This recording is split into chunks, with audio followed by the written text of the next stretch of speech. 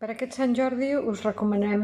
3 llibres d'art. D'una banda, el llibre de fotografia d'Antoni Campanyà,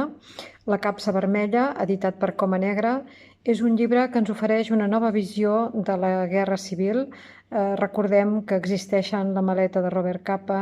la maleta també d'Agustí Centelles, i que s'han trobat aquests 5.000 negatius en un garatge de Sant Cugat on Antoni Campanyà, des de la Guerra Civil, no havia volgut tornar a obrir aquesta capsa. Antoni Campanyà, catalanista, republicà, catòlic,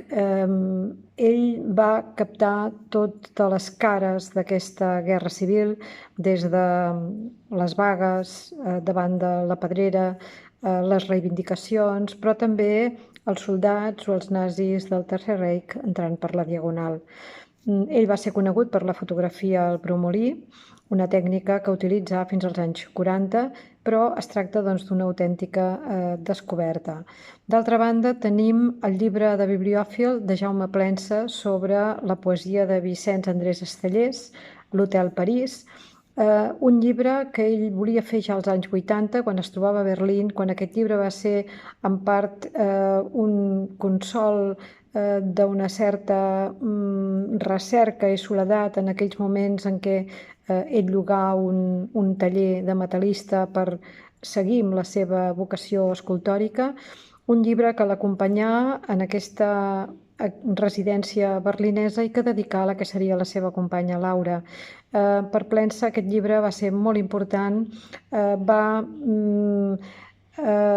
pintar i dibuixar a sobre d'aquest llibre, que finalment ha trobat un ressò a Enciclopèdia Catalana, i ara podem gaudir d'aquesta visió poètica i escultòrica de Jaume Plensa. El darrer llibre és un llibre publicat per Editorial Afers,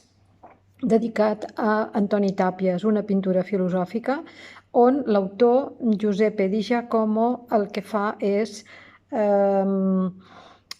diferenciar la pintura de Tàpies de la resta dels artistes de l'art informal i ens dona una visió diferent de Dubuffet, de Jean Fautrier i d'aquell art altre que va batejar el crític francès Michel Tapier. Per Tàpies, matèria i esperit és la mateixa cosa, es troben en la superfície de la tela a pintar, són un cos matèric on s'hi pot projectar l'ordre polític, l'ordre social, la injustícia, el sexe i l'amor.